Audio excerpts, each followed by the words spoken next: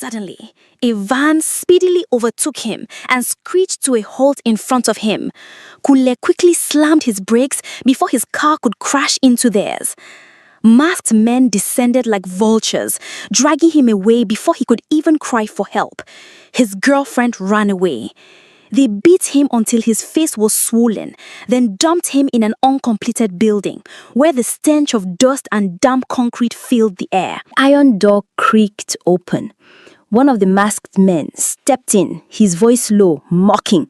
"You wanted to know who sent us, right? Well, get ready." He left, the clang of his boots echoing like a death bell. Moments later, another figure entered. A female, dressed in black from head to toe. Silent, cold. Conley's heart pounded as his eyes crawled upward. The shoes, the gait, the face. His lips trembled. Melody. She smirked, her voice cutting through the air like glass. "Hello, Kunle. Who gave you the money to make your hair?" Kunle's voice thundered through the sitting room. Melody's heart skipped. She clapped her fingers together. "My lord, it's just the hairdresser down the street. She did it for me, for free." Kunle's eyes narrowed, his lips curling like he had just smelt rotten fish. "Liar! Blasted liar!" He moved closer, sneering. "Do I look like a fool? A man gave you this money, right? Which of your useless admirers paid for it this time?" She swallowed hard, forcing her voice not to shake. "I swear, Kunle, nobody gave me anything. It's just hair." "Just hair?" His voice cracked like a whip. He jabbed his finger at her head as if her braids were evidence of a crime. "I will shave it off right now. Then let's see which man will admire you bald like a coconut." Melody's chest burned. She wanted to cry, but tears had long dried up in this house. The bitter truth was clear. Kunle wasn't just stingy. He was a prison guard in the clothes of a husband. Every day she wore the same faded thrift dresses. The locks on her head were the same she'd made after the wedding. "Just retouched, just patched," the neighbors whispered. They saw the wealthy man's wife, who somehow always looked one step away from begging. And heaven forbid anyone try to help. If Mama Chidima lent her a wrapper, Kunle would march to their compound to insult them. If the tailor offered to adjust her old gown for free, Kunle would accuse her of sleeping around for favors. Now, even something as small as hair was enough to spark war. Melody's lips parted, the words trembling at the edge of her tongue. "Kunle, must I live like this?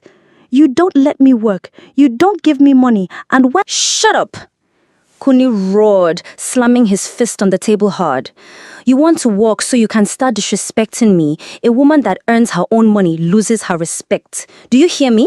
As long as you're under my roof, you eat what I give you, wear what I give you, and look how I want you to look."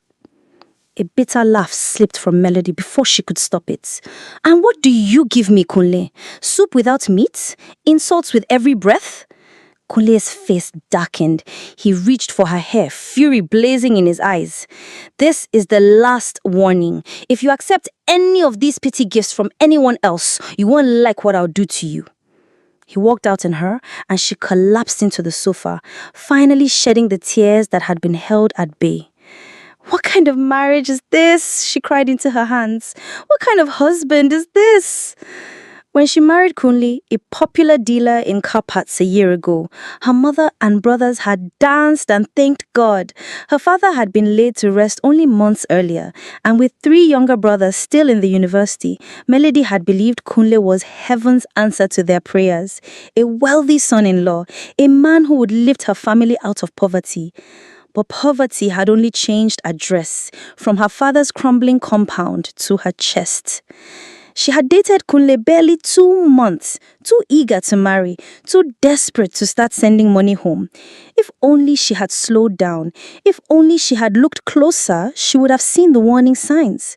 How he never once took her out to an eatery, how he would visit her in home empty-handed, as though giving her his presence was enough of a gift. how he would only tell her sorry or pray for her when he learned she was ill, instead of sending her money or buying her fruits like other normal sweet boyfriends do. She had brushed them off, believing he would change once they got married, but he never did. Now she endured the ache and the hunger from her bad decision, biting her tongue each time the weight became unbearable. On her weaker days, she complained to her mother, but her mother's counsel was always the same. Keep enduring, Melody. Separation and divorce are a taboo. One day, God will give you a reason to smile in your marriage. Her reason to smile came like a flicker of light in a long, dark tunnel. The day she discovered she was pregnant, she pressed trembling palms against her belly and whispered to the tiny hope growing inside her. For the first time in months, Kule's face broke into a smile, not the usual sneer or scowl, but a smile that lit his eyes with boyish excitement. That evening, he walked into the house with a basket. "Melody!" he called, voice brimming with pride. "Guess what I brought for my queen?" She turned from her sweeping, and her eyes widened when he pulled out a live chicken, still flapping faintly in his grip. "Kule, you bought chicken?" she gasped. "Eh, hey, of course. You're carrying my air. Do you think I will allow you to keep eating beans and gari?" He winked, teasing like the charming man she thought she had married. For a fleeting moment, Melody's heart thawed. She smiled, timid but genuine, as he pulled her into an awkward embrace. That night, they ate like royalty. For a brief while, laughter returned to their home, light and delicate, as though afraid to linger too long. But sweetness is a guest that never overstays a Melody's house. 4 months into her pregnancy, she approached Kule with cautious hope. "Kule, I need money to start antenatal. The nurse said it's important." He was tying his shoes when he cut her off, scoffing. "At 4 months, waste of money. Our mothers of old carried pregnancy without antenatal. Go when you're 7 months gone. That's when it matters." Her brows knitted. 7 months? Kunle, that's too late. He shot up from his seat in fury and shoved her aside with the back of his arm. "Don't argue with me, woman. I know better." Melody stumbled, her belly striking the edge of the bed frame before she crumbled to the ground. A sharp, searing pain tore through her stomach. Her hand flew to her belly, clutching as though she could shield the life within. "Melody!" Kule's voice faltered as he saw her gasping for breath, her body trembling, her eyes rolling back. "Melody!" Kule screamed. "Melody! No!" Hours later, Melody lay in a hospital bed crying her heart out as she felt herself bleed. The miscarriage ripped through her body and her soul like a storm. She held her now flat stomach, her tears unstoppable. Kunle knelt by the bedside, his face pale, his voice trembling. "Melody, I'm sorry. I didn't mean... God knows I didn't mean for this to happen." He reached for her hand, his eyes glistening with regret. But apologies, she realized, could not sew back a torn womb or fill an empty cradle. Days passed. Kunle acted tender for a while, fussing over her meals, checking if she was warm enough. He promised her he would be better. But soon, his old self returned, stingy, controlling, unyielding. It was Ngozi, her cousin, who planted the first seed of courage, who reminded her that she could break free from this cage. "Melody, do you remember how brilliant you were in university? You were the best in your class. Look at you now, shrinking inside this house. Your life does not revolve around Kunle. You deserve more." Her words struck like fire on dry wood. That night, Melody dusted her certificate from where she had hidden it beneath old wrappers. Her hands trembled as she secretly filled out an application for a job post she saw online. A week later, she was invited for an interview. The morning of the interview, Melody moved about the house quietly, pretending nothing unusual. Kunle finished his breakfast, grumbled about the cost of fuel, and finally left for work. She watched through the window as his car turned the corner. Her heart pounded. It was now or never. She changed into a crisp blouse and skirt, borrowed from Ngozi, and powdered her tired face. Taking a deep breath, she slipped out of the house. With every step toward the interview, her heart raced with fear.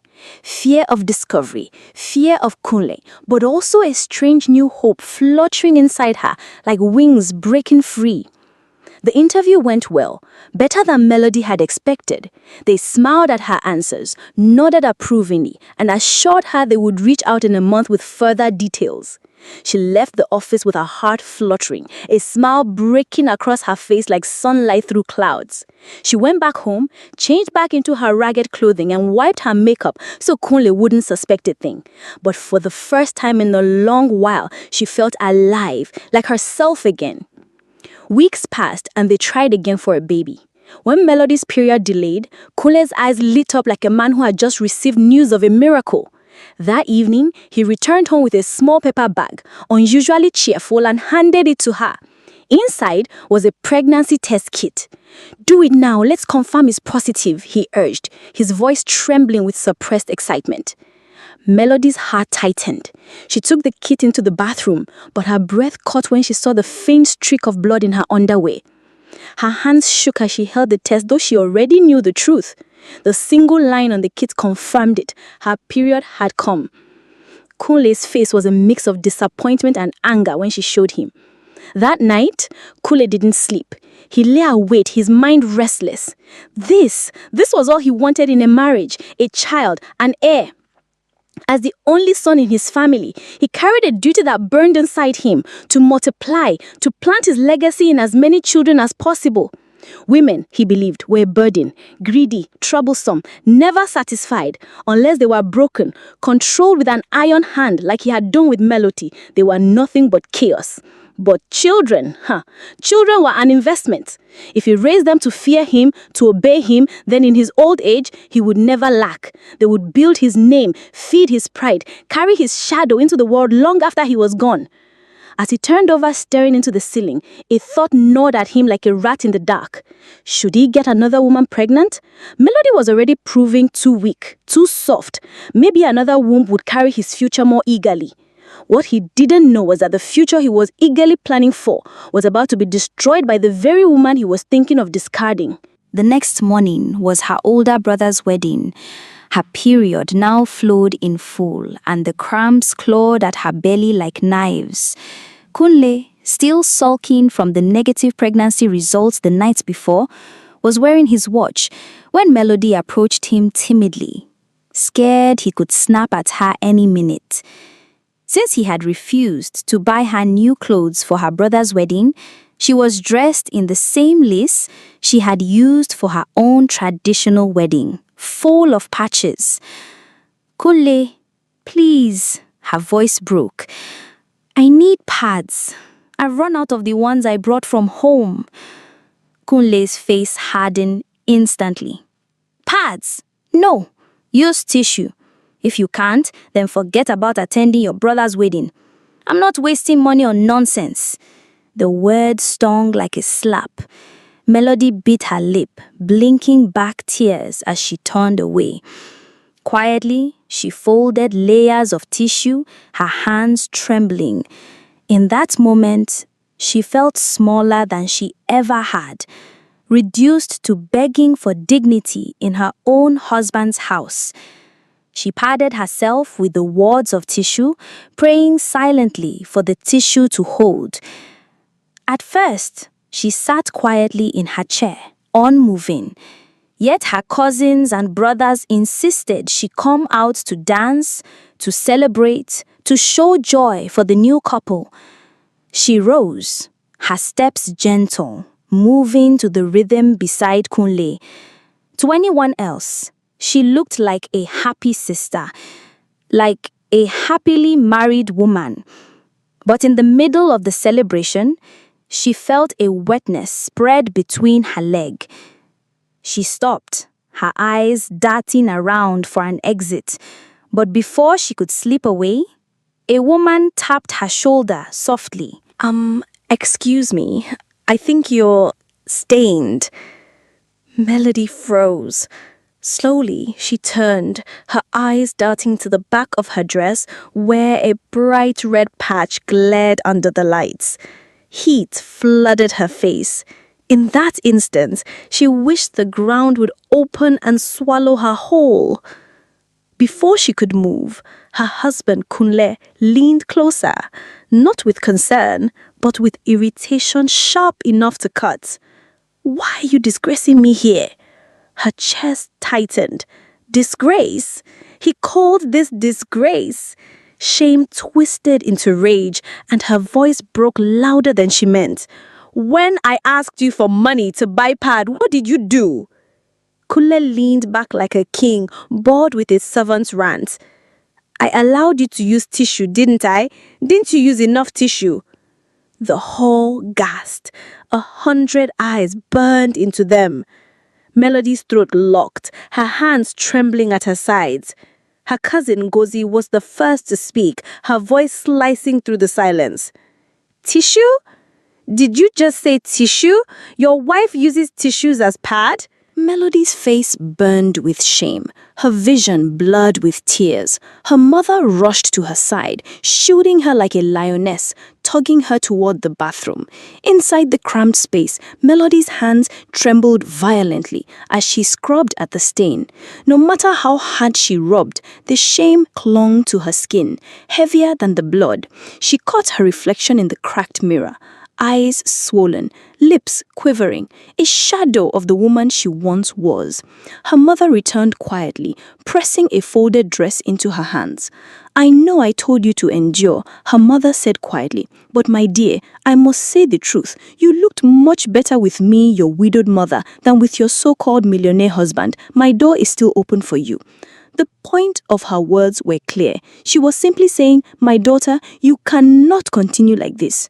And there, in that dirty bathroom, Melody resolved in her heart that she was tired of crying in silence, tired of begging for dignity, tired of Kule. When she finally exited the bathroom, dressed in the fresh clothes her mother had borrowed from a cousin, everyone gaped in amazement. Melody was transformed. She looked radiant in the blue satin dress. Her mom had even pulled her hair into a ponytail. Men eyed her hungrily. Women eyed her with jealousy. The beauty Kule desperately tried to hide was shining for everyone to see, and it made him mad.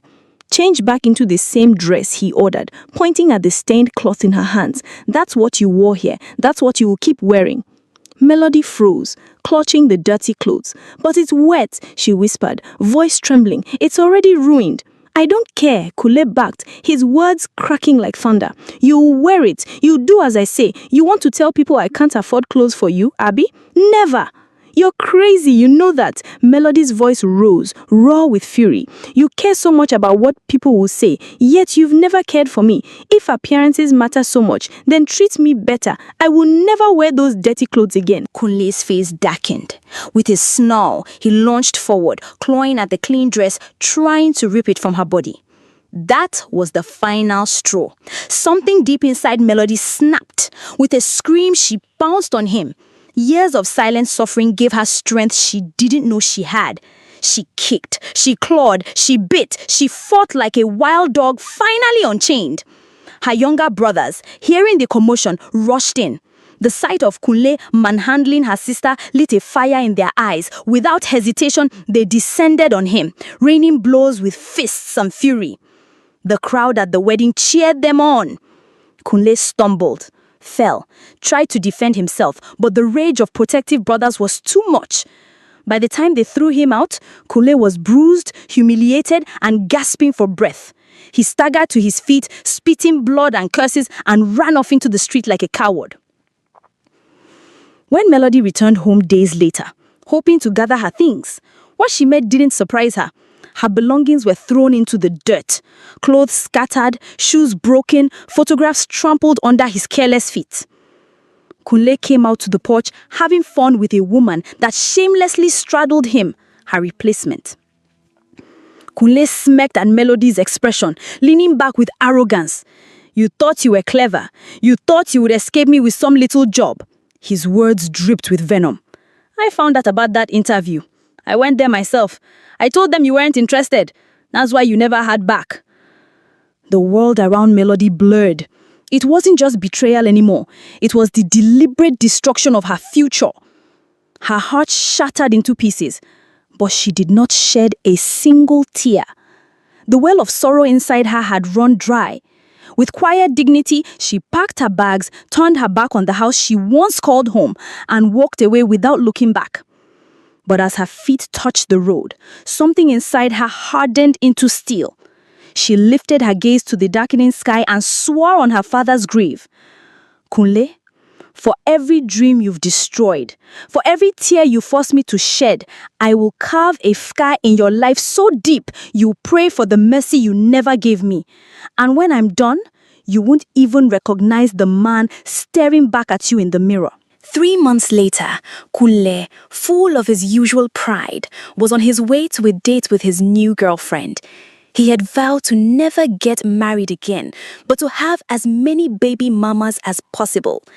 This was the 4th girlfriend ever since Melody left him, and he was burning to sow his seed. But this time, things would be different. Suddenly, a van speedily overtook him and screeched to a halt in front of him. Kunle quickly slammed his brakes before his car could crash into theirs. Masked men descended like vultures, dragging him away before he could even cry for help. His girlfriend ran away. They beat him until his face was swollen, then dumped him in an uncompleted building, where the stench of dust and damp concrete filled the air. He didn't taste anything for 3 days, not food, not water. By the 3rd day, Kunle's body was trembling, every bone aching, his throat dry like sandpaper. His once crisp designer shirt was torn, stained with sweat and dust. His pride was stripped from him, layer by layer. The door creaked open.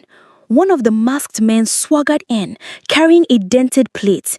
He tossed it carelessly at Kunle's feet. Bits of dry bread scattered, and a half-filled cup of water sloshed beside it. "We've heard you like your things very small," the man sneered, his voice dripping with mockery. The others outside burst into cruel laughter. Kunle's ribs screamed with every breath, his lips cracked and bleeding, yet hunger clawed through his insides like fire. With his hands bound behind him, he bent low, desperate. He pressed his face to the filthy floor and ate like an animal, his tongue dragging crumbs into his mouth. Each bite carried shame heavier than the hunger. His skin burned with humiliation, but his body rejoiced at the taste. The man squatted in front of him, watching with amusement. "Look at the big man now, eating like a dog." Kunle swallowed hard, lifted his head, and forced himself to sit up straighter. His pride flickered faintly through the despair. "What do you want?" he rasped, voice hoarse, trembling with both fear and defiance. Silence. The masked men exchanged glances. "Who sent you?" he demanded, his tone stronger this time, though his body betrayed weakness. His eyes blazed with desperation, searching their expressions, trying to peel back their cruel masks. The leader chuckled coldly, leaning close enough that Kunle could smell his breath. "You'll know soon enough." Kunle's heart pounded. He thought it was about ransom, about money. But deep down, a cold dread whispered there was something far more personal at play. Finally, a week after his capture, the demand came: 100 million naira. It was that, or he would rot away in the dark forever. They told him nobody could ever find him here, not the police, not even God. With trembling hands, Kunle was shoved a phone. Shame scorched his veins as he dialed the only number that came to mind. "Melody," his voice cracked, weak and desperate, a ghost of the arrogant man he once was. "Please, they'll kill me. Raise the ransom. Save me. Sell my lands, my cars, anything. Just don't let me die here." For a long moment, all he heard was her silence. Then finally, her voice, steady but distant. I'll see what I can do. Days dragged. Kunle counted time by the footsteps of his captors and the emptiness in his stomach. Then at last, the ransom was paid. He was to be released. On the day of his scheduled release, the iron door creaked open. One of the masked men stepped in, his voice low, mocking. "You wanted to know who sent us, right? Well, get ready." He left, the clang of his boots echoing like a death bell. Moments later, another figure entered. A female, dressed in black from head to toe. Silent, cold. Conley's heart pounded as his eyes crawled upward. The shoes, the gait, the face. His lips trembled. Melody. She smirked, her voice cutting through the air like glass. "Hello, Kunle." Kunle's body jolted as though struck by lightning. "What is this? You're the one behind this?" "Relax. Didn't I already pay your ransom? You're free because of me." Her laugh was hollow, dangerous, more terrifying than the silence. "Rubbish ransom. You're the one that took the money. Are you insane?" Before he could finish, a captor stormed in and delivered a brutal punch to his jaw. Kunle staggered, blood dripping down his chin. Melody leaned closer, crouching so her eyes bored into his. "Am I insane?" "Yes, Kunle, and you made me this way. You destroyed my life. I lived like a beggar, like a mad woman. I lost a child because of you. I lost respect, my dignity, my future. I became a joke to the world, all because of you. And I swore one day I'd pay you back in your own coin." Her eyes gleamed with madness. "That day has come. Enjoy your new life." She rose gracefully, turned her back on him, and walked out, her laughter echoing long after she was gone. 2 days later, Kunle was released, battered, bruised, but alive. He dragged his broken body to his fancy bungalow, only to freeze. His gate was wide open, the compound alive with laughter. A new family lounged on the porch. Children ran across the grass. When Kunle stormed in claiming it as his, a man stepped forward waving official papers. "This property was bought for 70 million. Who are you?" They threw him out like a beggar. His cars, gone. His lands, gone. His empire, dust. The only thing Melody had spared was his shop, as if mocking him, daring him to start afresh. Fury burned through his veins, carrying him to Melody's family home. He banged on the door until it nearly came off its hinges. "Where is she?" he roared, veins bulging in his neck. "Where's that witch? I'll finish her." The door cracked open.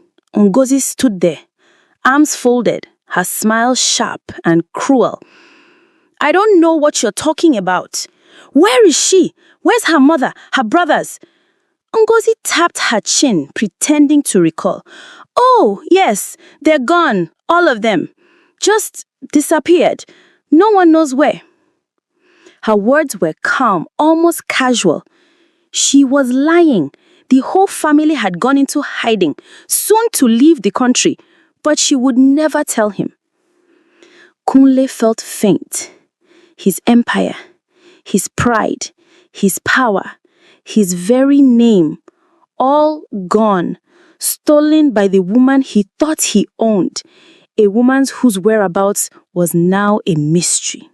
He stumbled back, madness eating him alive. "My money!" he screamed, his voice cracking. "My money!"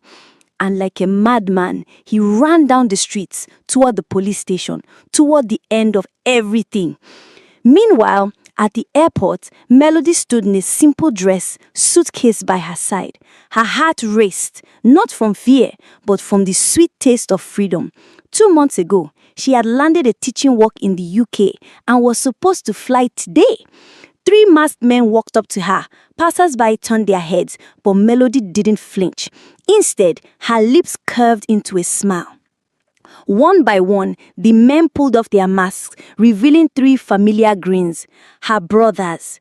We pulled it off, one whispered, pressing a fat envelope into her hands. Chris' $100 bills peeked from the edges. Melody's fingers trembled as she gripped the envelope. Kule never saw it coming. Of course not, another chuckled darkly. The fool thought it was a real adult napping. Their laughter was low and dangerous, carrying the weight of triumph and long-buried anger. With our share, Mama's papers for Italy are ready. She'll be gone with Big Bro and his wife before Kule even breathes free air. And the three of us, we are heading to Malta for our masters. Poverty will never smell us again. Tears stung Melody's eyes as she threw her arms around them, coaching them like she would never let go. Her voice cracked. The day Kule threw me out like garbage, I swore he would regret it. Today, that oath is fulfilled. You've given me my life back. The boarding call echoed overhead. She wiped her cheeks, straightened her back. Go, lay low, and never forget what we've done. This is our beginning, not our end. As Melody rolled her suitcase into the airport, after putting on her jacket to protect herself from the plane's AC, a piercing sound cut through the airport home. Her name. Melody! The voice was raw, broken, desperate. Kule. She froze for a heartbeat, her chest tightening. Then she kept walking. Whether it was real or just her imagination didn't matter. To her, Kule was already a ghost, a shadow rotting in the past.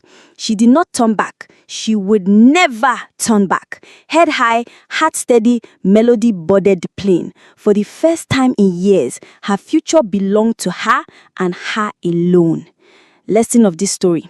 Women, watch carefully before you leap. A wrong choice in marriage can scar your soul forever. And men, treat your wives with love. For when a woman's heart turns cold, she becomes an explosion you will never survive.